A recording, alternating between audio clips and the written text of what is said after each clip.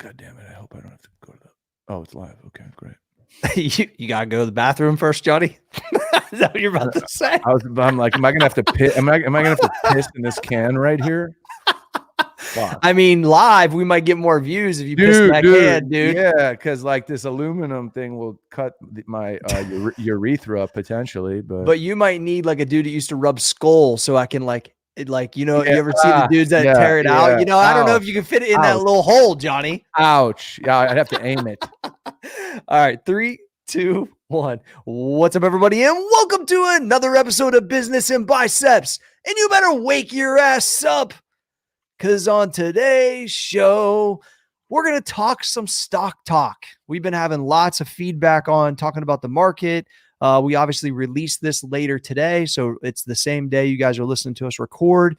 So I think it'll be real interesting to kind of go through different sectors. And once again, we are not experts, but we're businessmen that pay attention, and we're intrigued by a lot of stuff going on. There's a lot of opportunities, and I think it could be a real fun conversation, John.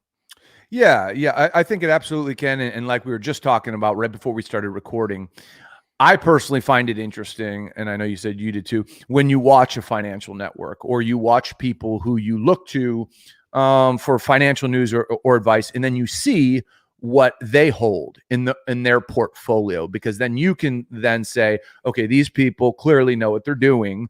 I want to know what their longs are. I want to know what their shorts are. I want to know what their overall opinion is on the market, because when someone's talking, it's one thing. When their money is in something and they're on the record, my money is here. I think that gives it, at a minimum, people the ability to go research where, let's say, your money might be or my money might be, and they could size it up for themselves.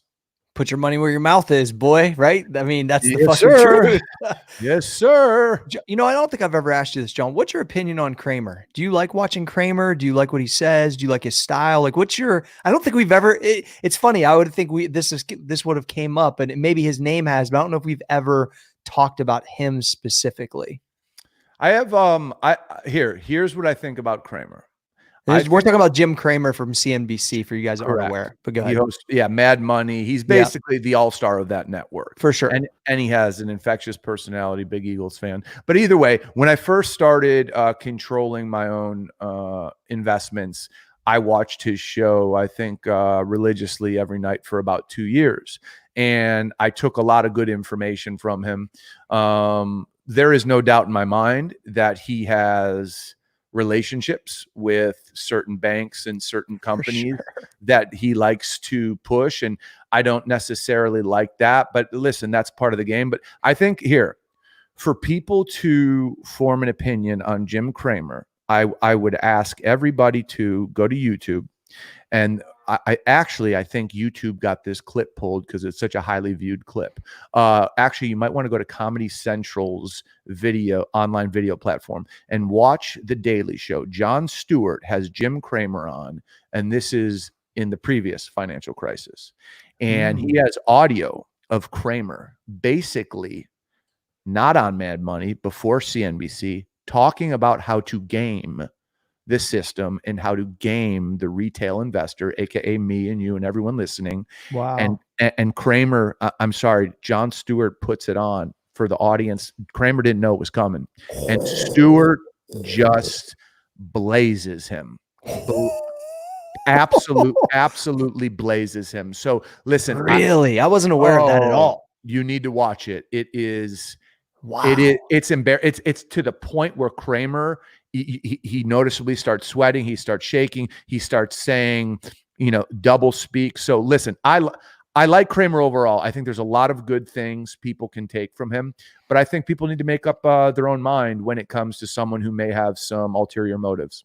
Yeah, I think that if I learned anything by paying attention to stock, usually people that have a voice, especially as big as his, probably have interests that you're not aware of, or relationships you're not aware of. That's part of that game. I think Cramer, so I follow him on Twitter. I wasn't aware of that, but I'm definitely going to go check that out. But I follow him on Twitter, and I do like, in sample sizes. I don't watch Mad Money or any of that, but just seeing the things that he's speaking about. And he makes you aware I think it's one of his accounts he runs where he lets you know like what's the earnings are going to be reported that day. It basically can kind of keep you. Well, Like, he owns the website thestreet.com. That's what it. Yeah. So I follow the street, Yeah. and so it allows you to understand like, okay, this is what's coming in this sector.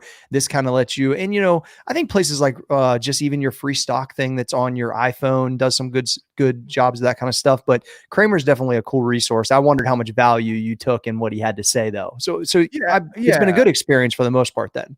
I think here's what I think he does best. I think he gives you good ideas on where to look when it comes to investing, because a lot of people don't know where to look. So like, here's something he started pushing, and this is a very generic example is, okay, guys, we got this pandemic. What are companies that support a stay-at-home economy? And then he starts talking about food companies like Hormel, delivery companies like Domino's Pizza. Like he'll put out something that makes sense in society, and he'll give you an idea on where to look. I think that's what he's best used for. Yeah.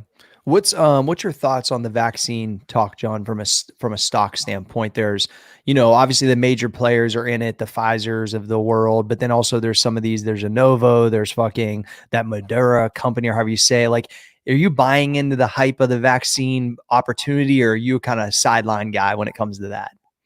I am, when it comes to that, it's all speculation. A vaccine, as we all know, takes a long time to develop. So I know Moderna got a big pop. For those of you who don't know, Moderna is a pharma company, and they said they're working on a vaccine. They're seeing positive things.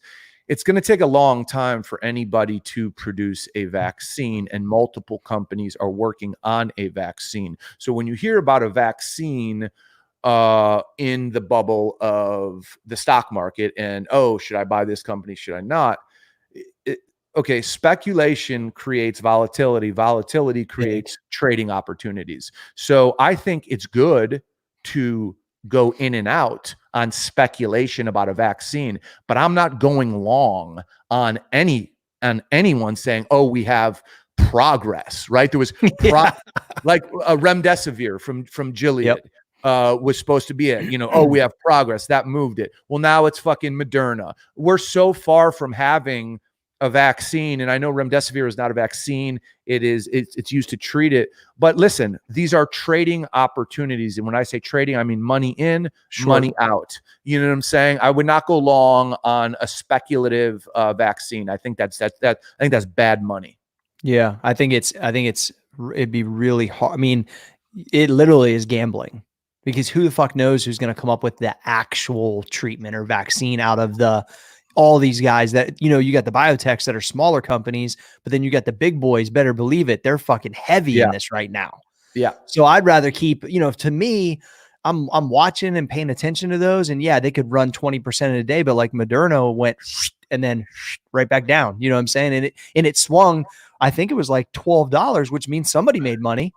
Of course, that's what I'm saying. Guys like Jim Cramer, when he was running his hedge fund, and hedge fund people, they know the financial news that's breaking at 6 a.m. that is going to jolt the market. Yes. Okay. And they are going to capitalize on the Moderna news. And then when you see it crash the next day, it's because they bought so many shares, they made their $12, right? And then they sold so many shares, which pushed the price down. So that's where you have to be careful with these huge speculative instruments like pharmaceutical companies that are producing vaccines. Corey, I don't think in the history of this show I've ever done this, but I have to go to the bathroom right now. So I don't know if we're going to yes! edit this. Should I bring Trey in?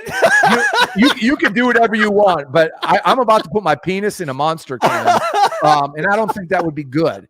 So I'm gonna be back in 1 minute, because I don't want to fucking get my urethra cut on aluminum. No, please do that. I'm bringing in Trey. Trey, jump on real quick. Trey on the air, side shop. This is amazing. Yes, Trey, all of a sudden on the show. Yeah, I'm back on the show, I guess. Listen, hey Trey. Now, what I love about me and you talk about this all the time. You're a young dude, 20. How old are you? 20, and you've been putting money in Robinhood, and you're the one that was like, gee, I'm long on Snapchat. I'm all in because you see the young, you see the younger people using it. And what I want to talk about is that you're a guy that is young in your career, but have lived below your means and then invested. I mean, what in my mind, I know the number you've told me, like a decent amount of money. And talk about that process, because a lot of people don't even think about that when they're 20 years old. Yeah, so it all started back in high school, actually. It was like sophomore, junior year of high school. You're sitting in class or study hall. You don't really have much time at all. So you're just kind of wondering, what do I do? Instead of just fucking around off with your friends, you start paying attention on your phone, using your phone actually as a resource, basically, to learn something, which is what it should be used for. So you start investing on get on Robinhood, which I heard from the Business and Biceps podcast, which I was listening to at that That's time. amazing. So got on Robinhood, threw a little bit of money in, just started messing around. At first, obviously you lose some money, but you got to lose some to learn. Yep. So started following, different websites, getting a lot of different information, and then just started kind of building my own portfolio then. And then once I came down here went to work for Business and Biceps and Max Effort and Corey and all them, and started talking with Corey a lot more and just gaining a lot more knowledge. And honestly, just every time I get a paycheck, then it's just setting off a little bit of money, to invest, because I understand the long-term return from it especially after, hearing Corey and John talk about it all the time.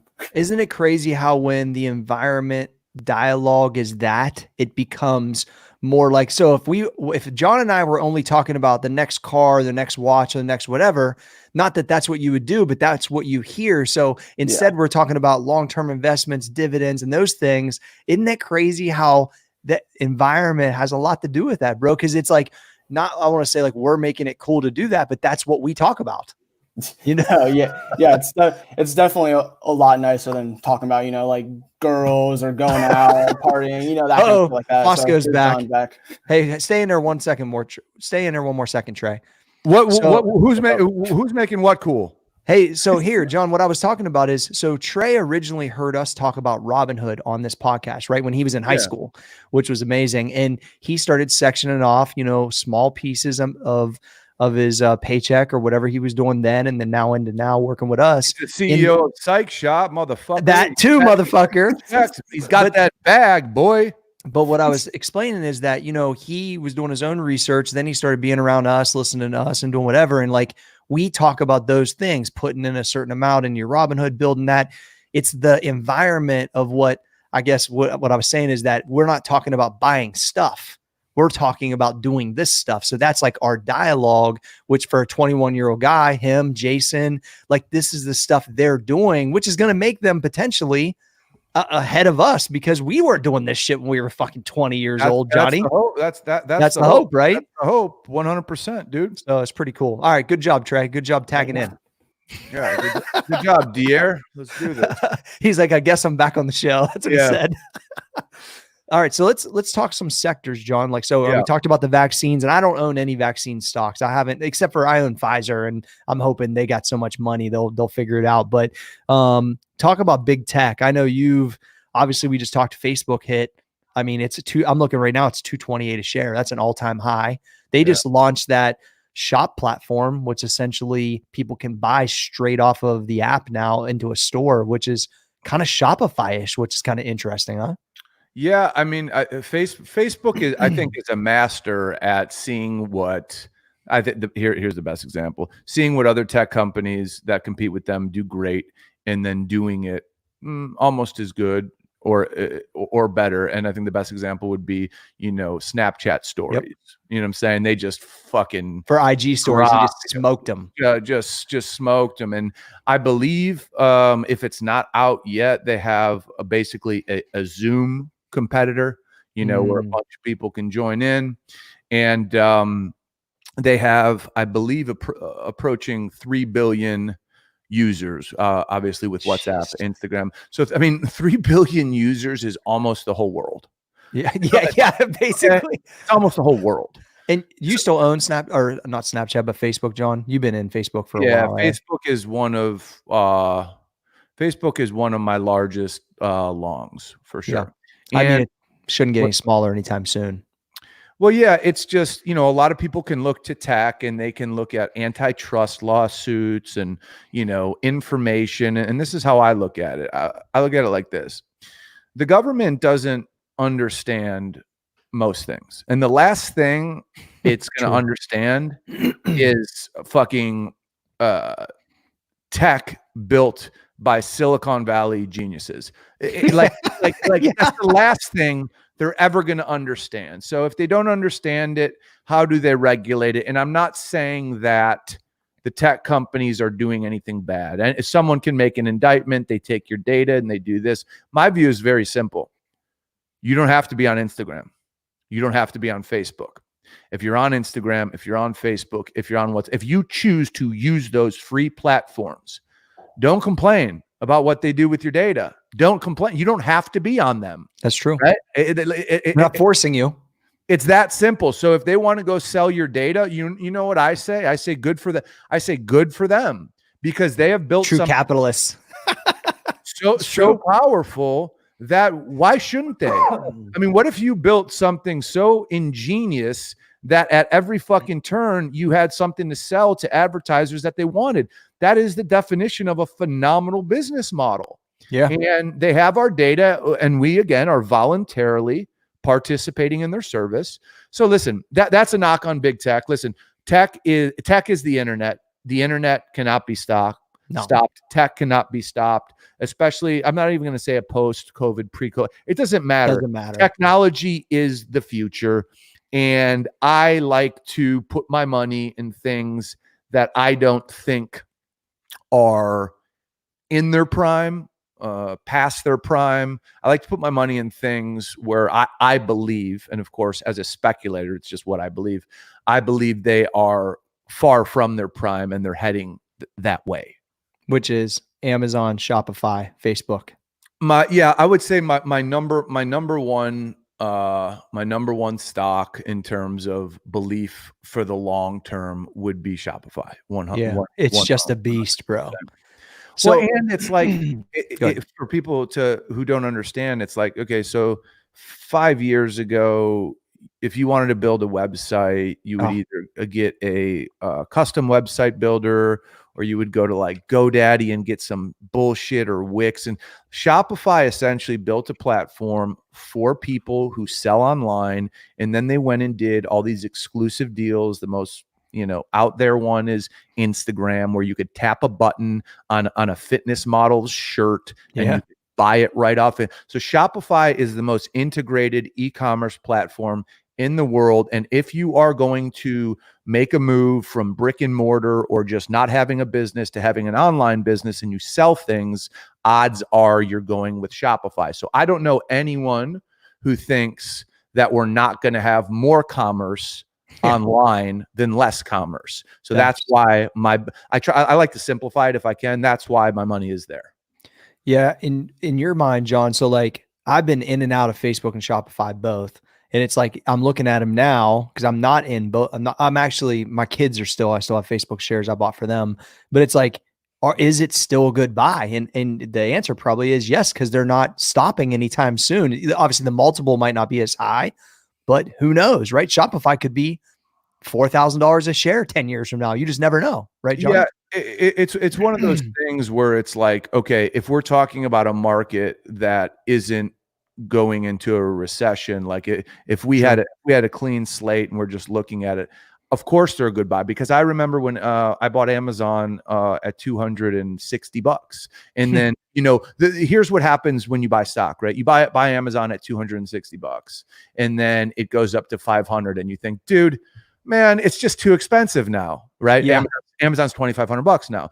So it'd be 5 times your money from there. Exactly. Yeah. And there's so many. That's why I'm looking at it right now thinking this is like a damn index fund. How is it not going to be $5,000? How can I not at least double it from here, Johnny? That's why I've taken a different approach, because I was in and out of it too a little bit because I was moving some stuff and they don't pay dividends when I was on that kick. Now I'm kind of thinking a little differently. Still doing the dividend thing, but I'm looking at this tech because it's just not going anywhere. This is how we live, bro. And it showcased it even more with what we just went through and what we're going through. So Right. how, when I'm 60, is Bezos not, and this is the other thing. I watched I rewatched The Men Who Built America. I'm watching right now The Frontier Men Who Built America. Oh, yeah, I've seen that. Yeah. And I'm thinking like, Daniel Boone. Yeah, Daniel Boone's a beast, right? So that's what we're watching right now. Bezos, Zuckerberg, and fucking, I mean, the dude from Elon Musk. These are those guys, don't you think, Sean? Gates, Jobs, but even Gates and Jobs or not Carnegie, Gates and Jobs and Buffett, they're almost, to me, almost in a different area because they've already kind of been massive. Where Elon, Mark, and these guys are right now. So that's where I almost kind of, you know what I'm saying, section them off. I feel like Gates and Buffett and Jobs are a different group that I really wasn't heavy in because I don't know, I just wasn't. But these guys, you can essentially play in their marketplace as they're building and just, you know, because Bezos probably will be the first trillionaire. Yeah. Right? Yeah. Does that make sense? I mean, I view it like this. So like okay, so when you look at Rockefeller and Carnegie and Vanderbilt, all these guys, I think more than anything, they weren't how do I put it? They weren't Thomas Edison, they weren't Nikola Tesla. Those guys were like the inventors. Or Ford even. What's up? Even Ford too. He was kind of like inventor / manufacturer. Yeah. Correct. Those guys are like the inventors of their times. But when you look at a Rockefeller and a Carnegie, those guys are the businessmen of their times. And of course they had amazing vision and all that stuff. So when I look at like businessmen, I look at Bezos because Bezos agreed, did not reinvent the wheel. He went into fucking selling books and he turned it into, and what Amazon is the best name ever for it. He just outperformed every reseller, retailer in every way, period, because his business mind is superior and he's vicious and he goes for the kill and he wants to take more land and he wants to. So Bezos to me is like a Rockefeller. Okay. I agree. But then I think like, a Thomas Edison is almost like a Steve Jobs because Steve Jobs, you know, he created the iPad. I'm sorry, the iPod, and then came iTunes, and then the iPad, and then the iPhone. That's like a creator. Now, sure, was he a good businessman too? But he's more of like an inventor. I mean, he created amazing things. Mark Zuckerberg, the same thing with having the vision to see a social network. My question is, and I do believe Zuckerberg is also a good businessman, but I don't know if he is as good of a businessman as all those old school guys. I know Bezos is, in my opinion. I agree.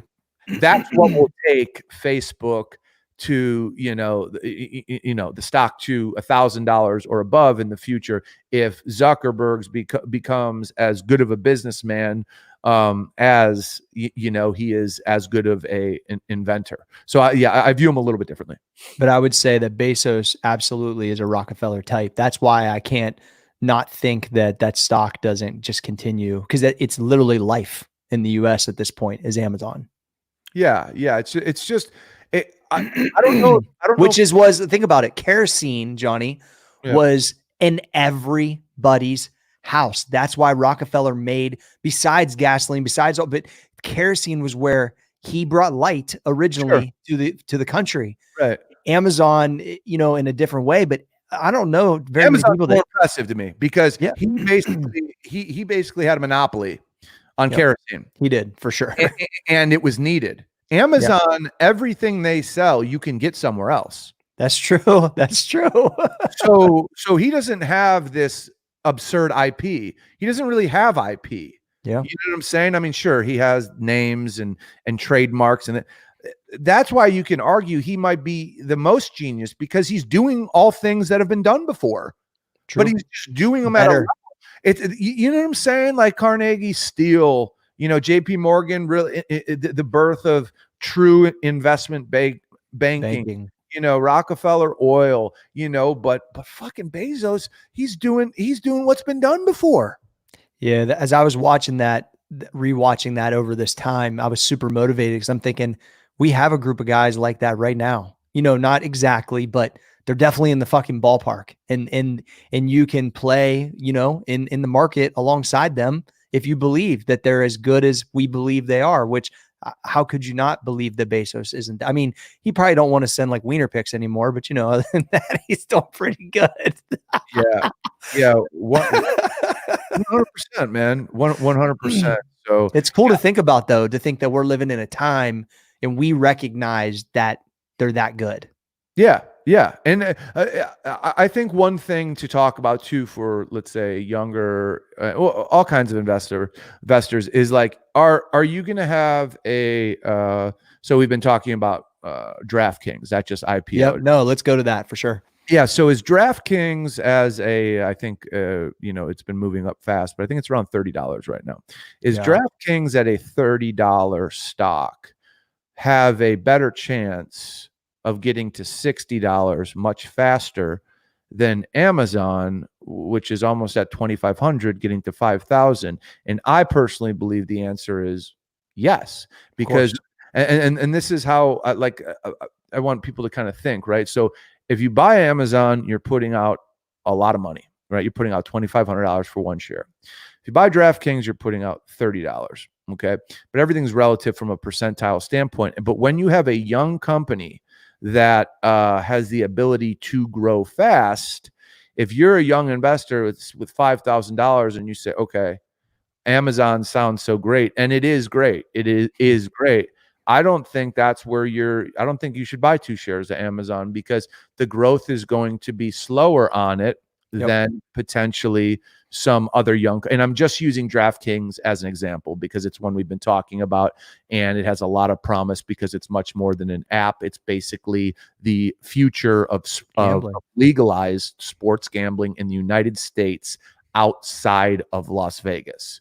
So, I think you just, as a young guy, I just don't want you to hear Amazon and just be like, oh, I'm going to save my $2,500 up for, one share of Amazon, when you could be taking that money and put it in possibly higher growth areas. But when you put it in a higher growth area, there's more of a risk of downside. There's more risk. Yeah. So in the way I'm looking at it now, if I'm taking money to the table, I'm going to buy a little bit of Amazon. But if there's bigger opportunities like a DraftKings, or like I went in with Penn, which is ran lately, like I'm going, like you said, I'm going to take a little higher risk, but still kind of hedge on.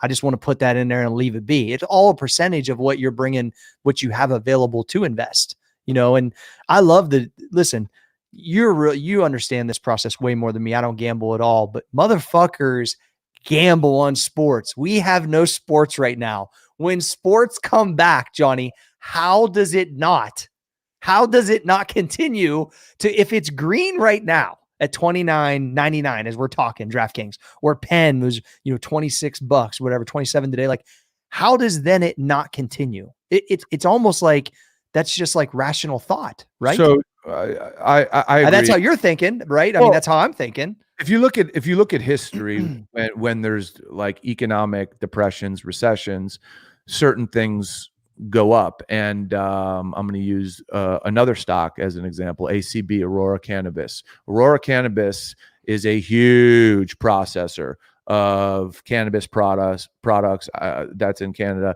It was up over $100. Dude, this chart's crazy. I'm looking at it right now. Correct. $13 right now. Go ahead. It was just at like $6, right? But what happens, and I'm plugging them in here, is when we have recessions, depressions, whatever you want to call it, economic hardship, people smoke more, they do more drugs, they drink more, and they gamble more. People go to their vices. So when you look at historical downturns, you are going to see an increase in vices, and gambling is a vice. For sure. And if you can put your money in something here, so well beyond DraftKings or Penn, there's MGM. Yeah. There's Las Vegas Sands. There's Caesars. And these are stocks that have gotten beat up. Super beat up. And if you believe that gambling is going to come back, and here's the craziest part, DraftKings is talking about, man, there's so much money being bet on esports right now. There's wow, never even thought about that. So we're not even in an area where there's a basketball game every night, a baseball game, and they're still doing well. It's because people need to gamble. If you're a gambler, you gamble. It doesn't matter if it's on fucking, they were talking about gambling on outcomes and futures of the Tiger King. You know, is someone I swear to God. I know. No, I've seen those in Vegas. The people, what do they call those? Those prop bets. They're on like all kinds of crazy shit. Somebody ties their shoe during the second quarter or whatever. I mean, it's like, it's unbelievable. Well, yeah, it's degenerate behavior.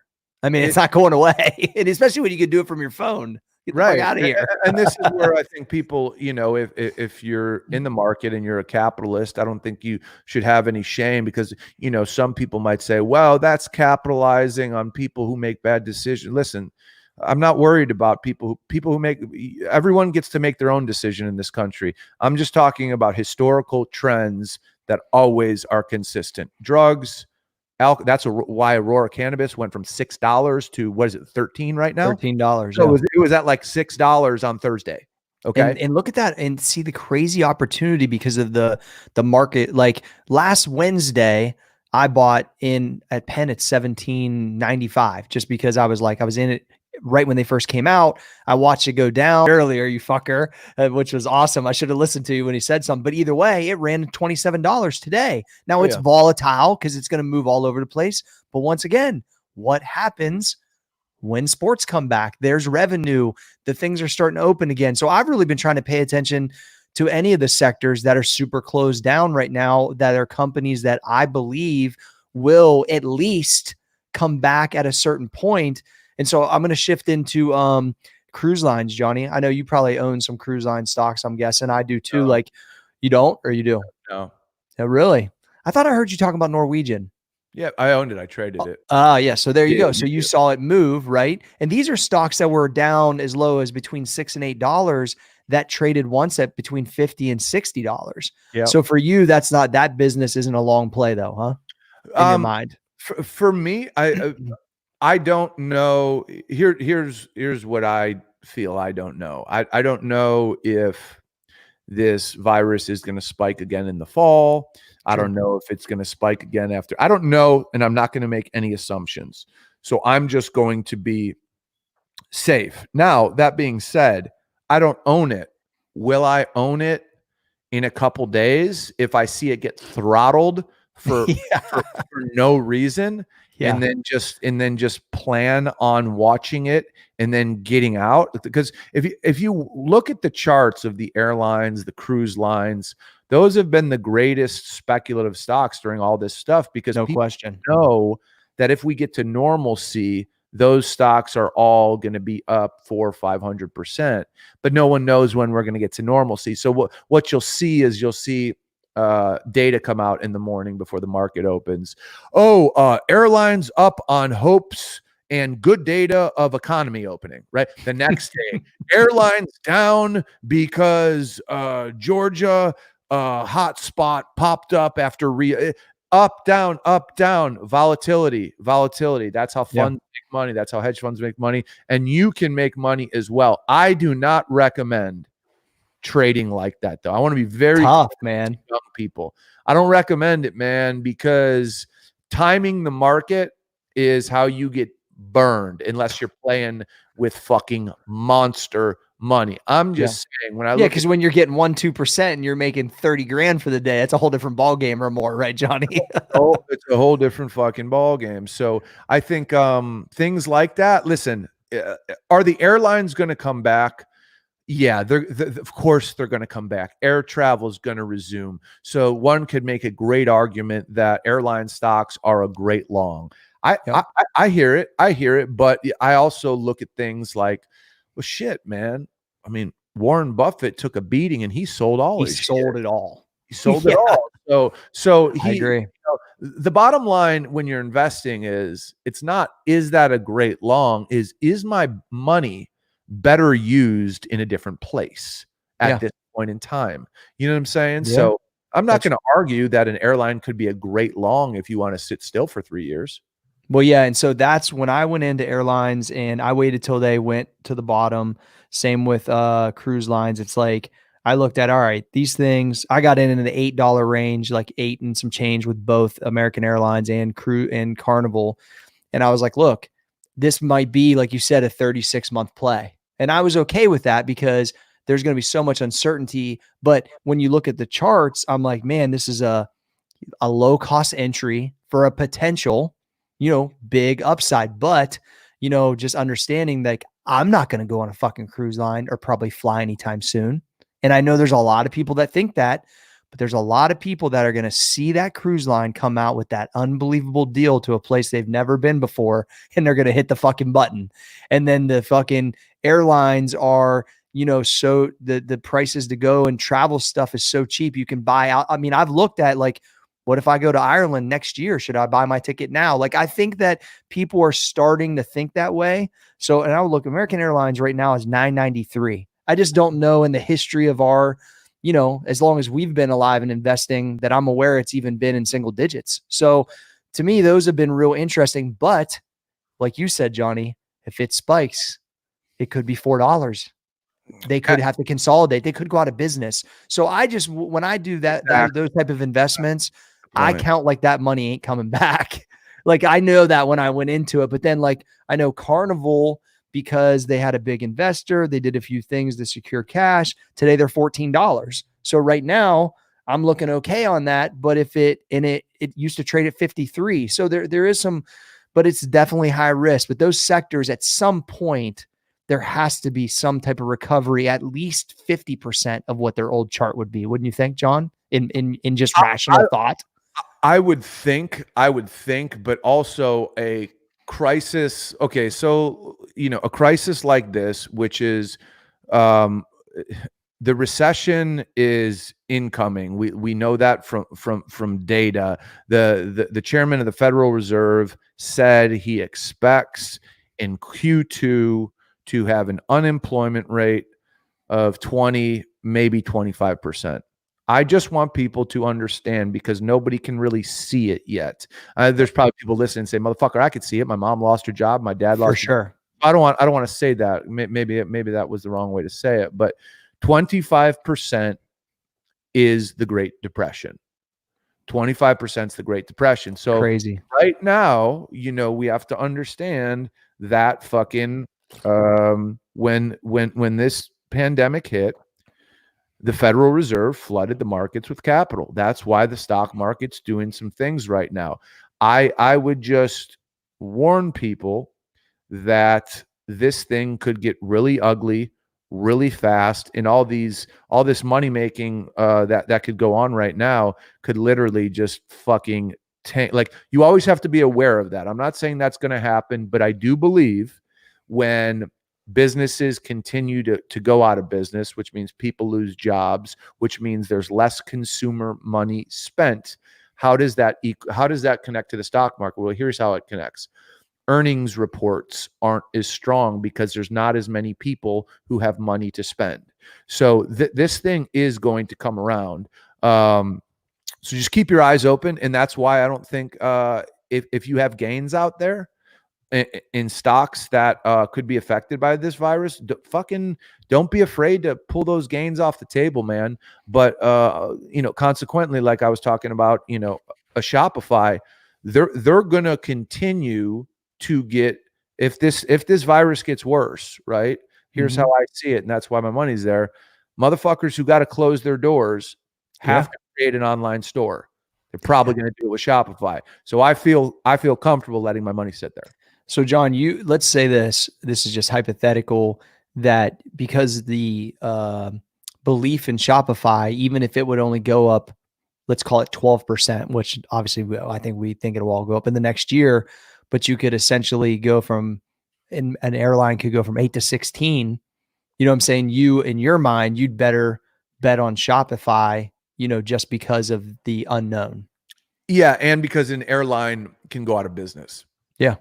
Because like I said, if there's this, and I hope this doesn't happen. I think there's some positive sentiment in the country right now about reopening this stuff. We don't know if there's going to be a second wave of this thing. I really hope not. If there is, the economic impact is going to be something we've never seen. Yeah. Fact. It's going to be we've never seen. And that's where I think, you got the cruise lines and the airlines on the ropes. Yeah, agreed. Yeah, they were heavy on the ropes already. They go through that, they're really on the ropes. I would agree with you, which is why there's a huge risk reward. Yeah. Right? Yeah. What happens if nothing happens? This shit goes back to $50, but it could easily and more likely potentially go the way you just said. Correct. So Correct. So that's all about your risk tolerance, right? Yeah. So I think people just need to be ready to pay attention to real economic numbers and say, okay, I got to get the fuck out now. Like, you have to be agile as an investor. Like, a lot of people say, put your money in there and let it sit. And I believe in that for the most part. But if there's a tsunami coming, like we know there is, the data tells us there is, and we're looking at the stock market and we're saying, shit, man, the NASDAQ isn't too far from its record high. No. And right now, the unemployment rate is increasing, and it's at a level that in my lifetime it's never been at. Those are just those are analytics. Almost as fundamentals, John, that we're essentially ignoring right now. Was that the best way to explain it? I mean, I think the administration has focused on one thing more than everything else. I think the White House has focused on propping up the capital markets, propping up the stock market. That's why they flooded it with liquidity. That's why this is at the end of the day, the chickens are going to come home to roost. I don't know when that is. I have money active in the market now in a lot of places, but I'm always cautious when I talk about stocks with people, because I can do whatever the fuck I want, right, with my own money. But I don't want to influence people to fucking think it's going to be a cash party and then just fucking wiped out. Listen, I'm ready. If I get wiped out, I'm fully aware of how I can get wiped out and where to be. That's why I like to be in places where I think I'm a bit safer. But the key word there is I think, right? So right. You know what I'm saying? So yeah.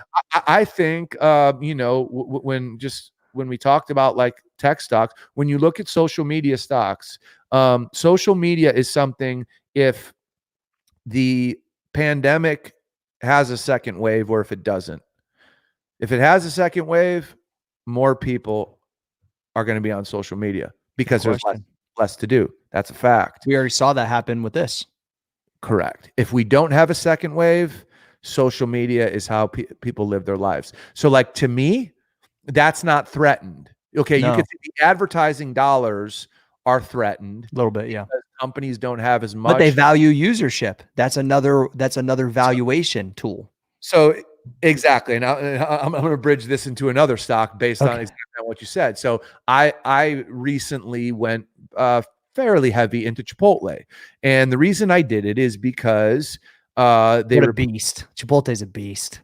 It's a monster stock. It's over $1,000. And here's the thing: they said that their app downloads and usership, because at a lot of their stores during this time, you couldn't go and order. You had to order through the app and then pick up. So they had millions and millions and millions of app downloads, which means Chipotle is living on people's phones. People they can access that product and spend their money with the company easier, period. And their sales are up in a pandemic economy. It could shift to a tech fucking takeout stock like that. Yeah. So to me, it's like, okay, they do well when the economy's fucking normal. They're getting more people on their platform when the pandemic is hitting. So I feel comfortable there. I mean, I'm just kind of explaining, how I process it. No, for sure.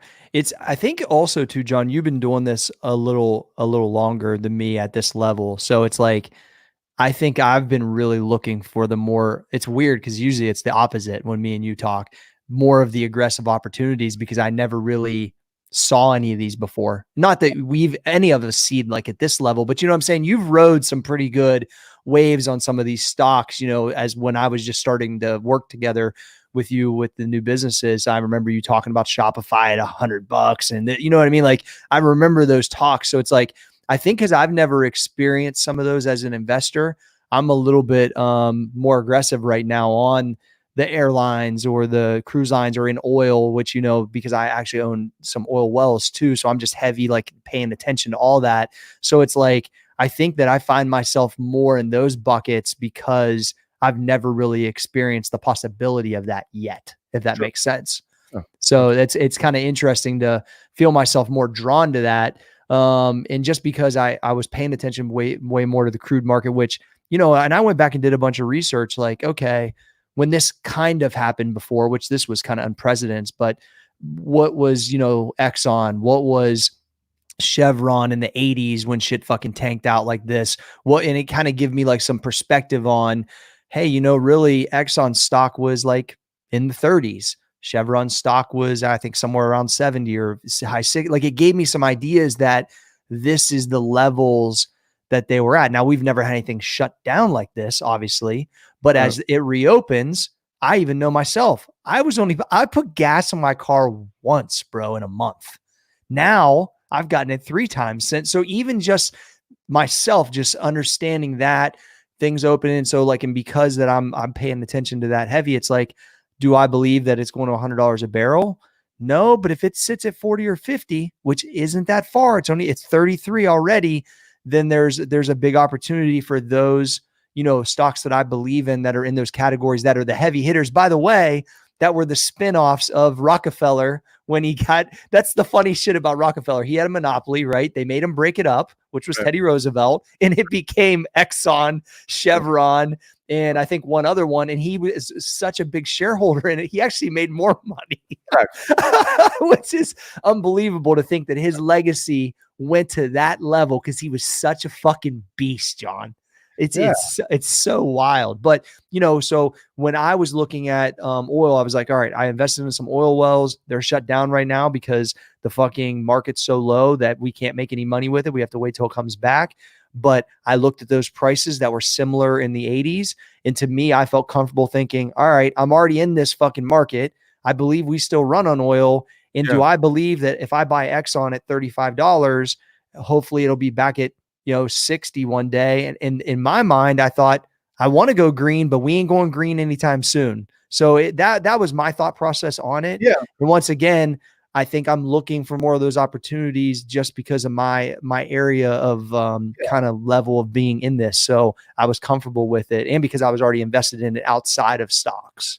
I think oil is super interesting because the upside's huge based on the level right now. But the one thing, two things that I would have people look at and make their own decision. One is that Saudi Arabia, OPEC, and Russia, they have the ability to strangle the supply. So we don't have control over that. Like, they have the ability to push oil and make it almost worthless, as I view it as almost an act of war on the United States. That's basically what they just did, wasn't it, John? Essentially, they kicked us while we're down. And that, I view those things as almost acts of war because they didn't have to do that. No, they did that. So that's one thing that makes me a little uneasy there. And then we touched on this on another podcast, because we have seen such positive environmental effects during this pandemic, smog in LA going away, water being cleaner. Let's say if a Democrat, Biden, gets elected in November, you're going to see a lot less oil-friendly policies. No question. And I'm aware of that. And that's the one thing, but I still think, just in my mind, that the upside from where we were just at, because it was negative, right, John? Like, there's still now, if the stocks rise 10 or 15 from where they're at, or even 5 from where they're at, is if a Biden gets elected, is that still a huge upside? I don't know. But, when I was seeing Marathon at 1750, I was like, they're either going out of business because of this, or they're going to at least return back to 20 some dollars. And today it was like 30, I think $34. So it's like, now I did have Royal Dutch Shell, which I really liked, and they cut their dividend. So the stock went down. I lost a few $1,000. I moved it into something else I liked better. So that, you know, because that's a heavy dividend player, which is in oil. And I love dividend stocks. But so I did get bit a little bit there. But I think I got it back on some of those other buys when they were like super low. And I wasn't paying attention to the lows of Penn or some of these other ones because I think I was so focused on the oil stuff just because I was so heavy in it otherwise. So I was like really zoned in on that. You know what I mean? So a great dividend stock that I bought and sold because I'm surprised how fast it moved is Home Depot. Home Depot pays great dividend. And that thing got beat down to 150. It's back up at 240. And they just reported really good earnings, I think, too, Johnny. Yeah, and again, it's like think about Home Depot, like 235.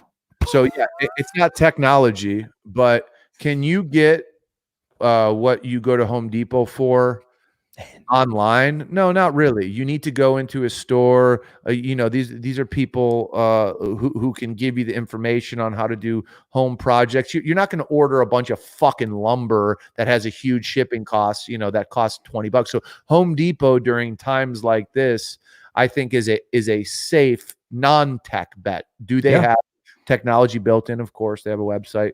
But Home Depot, just a great company that really cannot be threatened because they created their own style of retail, and you are almost reliant. Most people, unless they're contractors, are reliant on the people who work there for guidance on what best to do. So Home Depot is a great company, and they pay a big dividend. Well, and that's what I was going to say. So their dividend right now, because their stock's up a little bit, is still yielding almost 3%. It's like 2.52. Probably when John owned it, it would have been, you know, almost double that because of the price. But that equals $6 a share. So, you know, the way the dividends work, if you bought Home Depot today, which is $235 over 4 quarters, they will pay you back $6 a share for owning it. That's the easiest way to understand it. One of my kind of favorite ones that didn't really move that much at all, but has always paid a good dividend and paid it for like, I'll have to look it up, but for like fucking 50 years, is AT&T. You know, and they're wrapped up in the 5G stuff a little bit, and they are having some problems with, I think, Uverse and those type of things. But AT&T really did not fluctuate during this process much at all. They're hanging at $29. Their dividend is $2.08 a share. So if you own 1,000 shares, you know, which would be 29 grand, which is a lot of money, but you would make 2 grand a year, you know, as long as they continue to pay their dividend. So that's kind of the basic kind of breakdown. So AT&T is kind of like one of those old dogs that have been paying for fucking ever, but their upside, you know, they really don't grow a lot or haven't. Could they with the 5G rollout and all that potentially? But it's like, you know, you've got to balance. Do I like the fact that I'm going to get, you know, a kind of a guarantee as long as they continue to pay it, which you hate to say guarantee because they can pull it just as quick, but there's some cash on the table versus if it's only going to grow $2 a share or it might not grow at all, you know? So that's where that gets kind of interesting.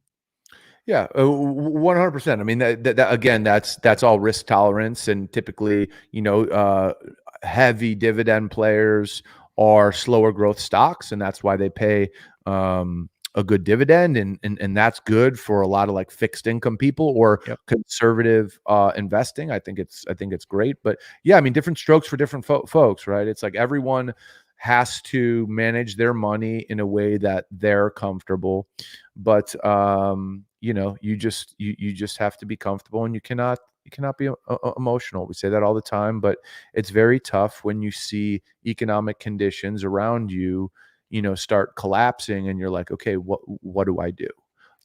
You know, the emotional part's the tough one, right? Warren Buffett talks about that all the time, and I'm trying to get better at it, like to stay in stuff longer. If I do actually believe in the business, not be affected by 1 day or 2 days that are red or whatever. And I've gotten a lot better at it. You seem to be really solid at it, Johnny, because you've been at it longer. But even there's times probably where you're like, oh, I fucking sold too early, or I did, you know, something like that.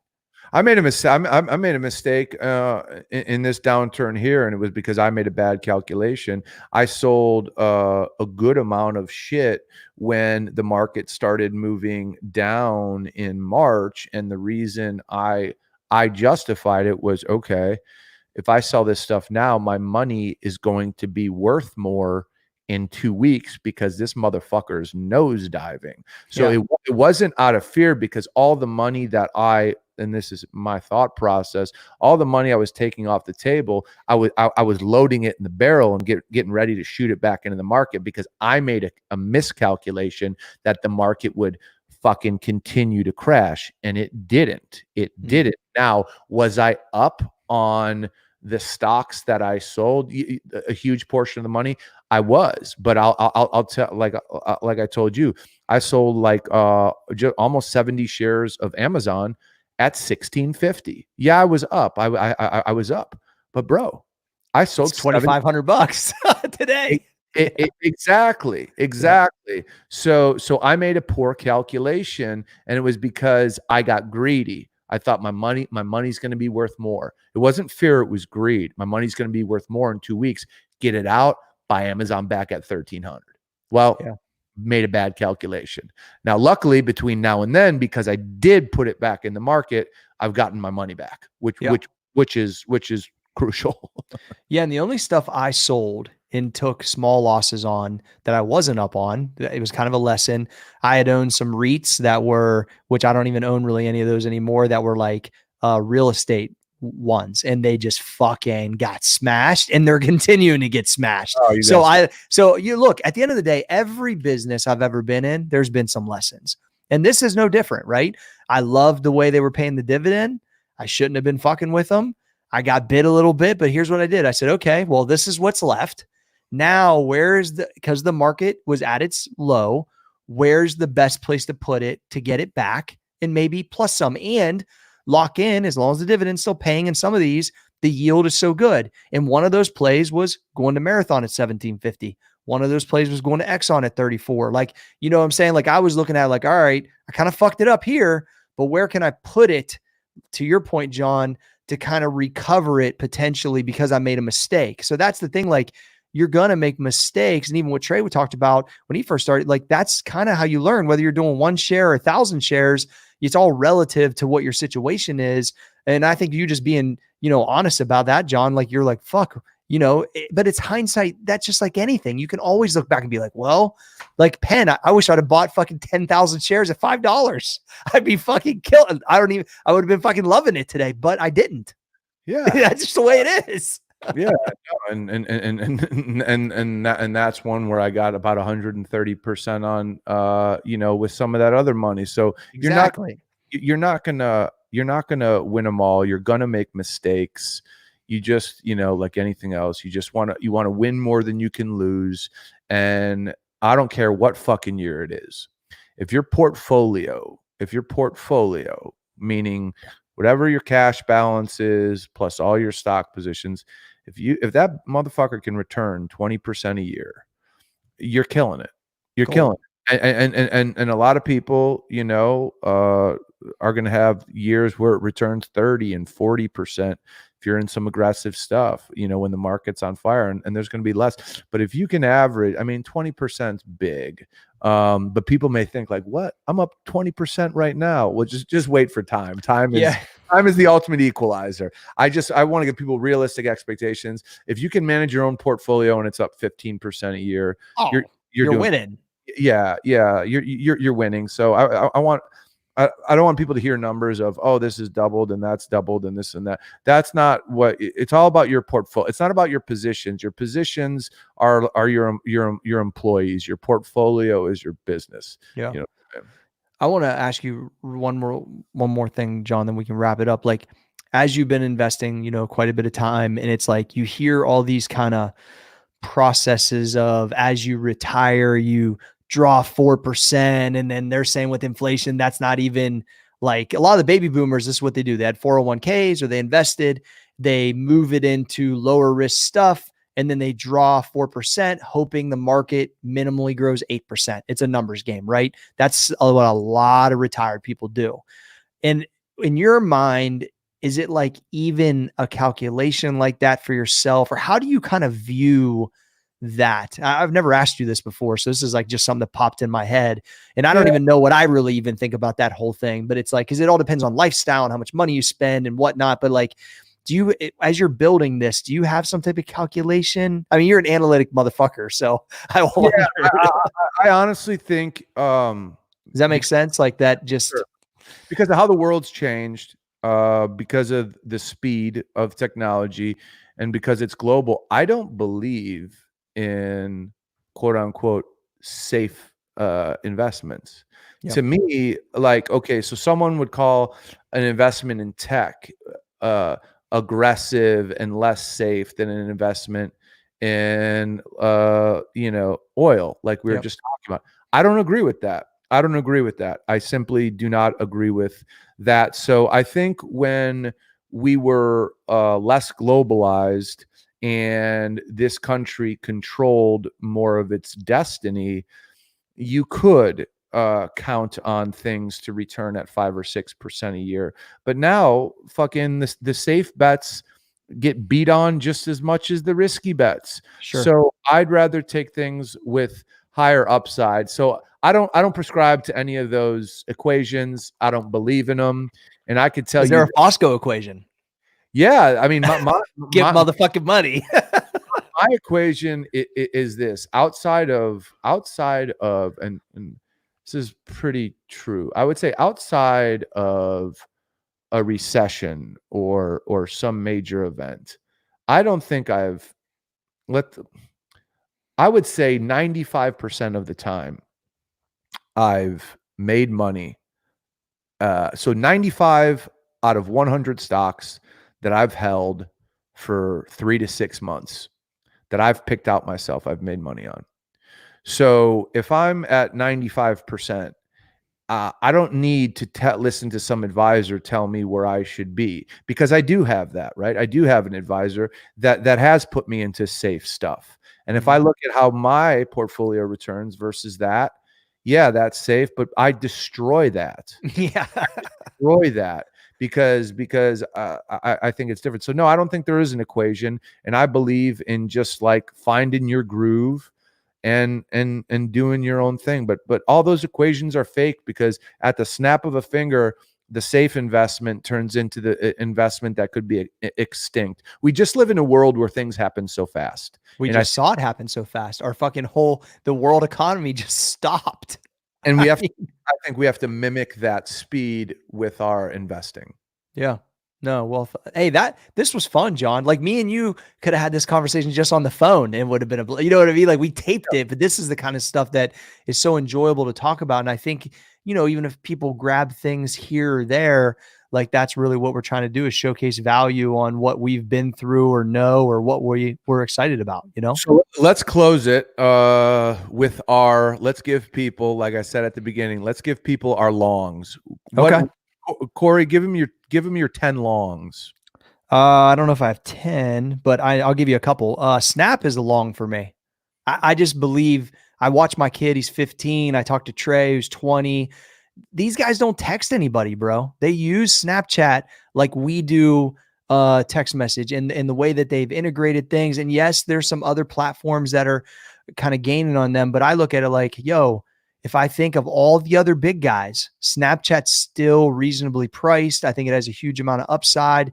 And I don't know, I'm long on Snap, and I'm also long on the two major oil companies. I'm going to be long on Exxon. I'm going to be long on Chevron, and partly is because I have dividend-based income around them. I think I bought them at really good prices. Because the way I look at dividends is, I'm obviously excited about some of the aggressive things that are out there, but it's like a salary as long as they continue to pay it. Now, I had some that don't pay it no more, and I lost some money. That is a possibility too. But, as I have it just automatically reinvesting, I own this company also that I think I'm going to be pretty long on too, called OKE, which is like natural gas and some pipelines and things like that. And they've done really well for me. They're $37 today. I grabbed them like $27. They pay a good dividend. And the other day, I kind of forgot their dividend paid. I go in my account, there's $600 in dividends that automatically reinvested and bought more shares, which by the way, are now up, X amount of percent. So, I think like my long between Snapchat, I'm going to be long on Amazon, which I'm adding to my position all the time. And then I've got some of these, kind of energy sector stocks that pay great dividends that I don't plan on getting out of anytime soon. those are like my 3 or 4 that it kind of come off the top. Gotcha. Okay. Just from so people can go watch it from a ticker standpoint, longs are FB, Facebook. Longs are AMZN, Amazon, SNAP, Snap. Longs are SHOP, Shopify. Longs are. What do you think of Tesla, John? You think he's too crazy? One moment. Pinterest Okay, sorry. is a long, PINS. Pinterest is a long.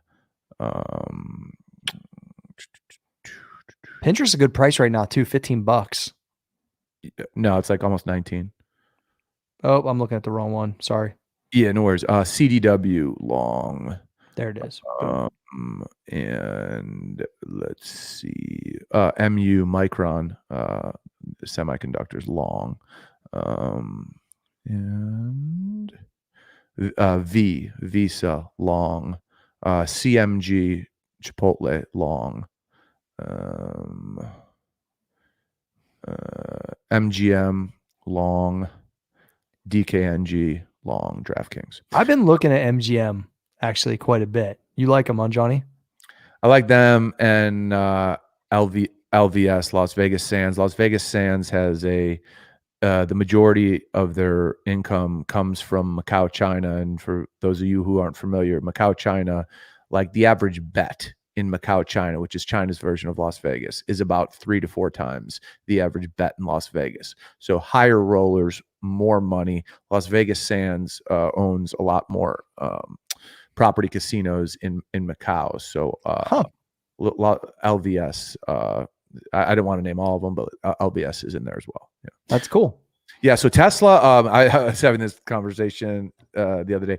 I think Tesla is a great company. I think what they do is fantastic. I think it's amazing, but I don't like the stock. I don't like the stock because their leader open sources the patent. He's gone on the record. The patents, and he's gone on the record saying that his goal with Tesla is for the United States to create the best battery powered car. And if someone else goes and does it and uses his technology, that's great. But that his goal is that. So he is not a good steward of his stock. He says things that bring the share price down. He doesn't care about the price of the stock at all. Period. So I think he's a brilliant guy, but I don't want to put my money in something where the guy who has the most clout in terms of moving it is semi-reckless. It's semi-reckless is probably a great way to explain it. He's definitely a visionary, amazing, like kind of figure though. But yeah, I mean, you want to invest in Elon Musk? Here's a great stock to be long. PayPal. There you go. He's the founder of PayPal. Is a great fucking stock. Yeah, you're right. All right, Johnny Fosco, that was fun.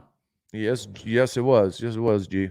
All right, so to wrap it up, hey, go on and give us a 5-star rating. Give us a positive review on iTunes. And I double-checked the other day in the entrepreneurship category, all time, every iTunes entrepreneurship podcast, Business and Biceps is number 9. There we go. Time. There all we time. go. All fucking time, John. All fucking time. You know how many motherfucking podcasts is on iTunes, bro? A lot. They've been treading. Don't tread on us, boy. Number 9 all time, motherfucker. All right, Johnny Fosco. Gee! Can the podcast be stopped? The podcast can't be stopped. 3, 2, 1. On this episode, get your tickers open. We're going to talk stocks. We're going to talk sectors, up, down, sideways, lose money, make money. The John Fosco way. Huh? No? Huh? Listen. The John Fosco way is not endorsed. We do.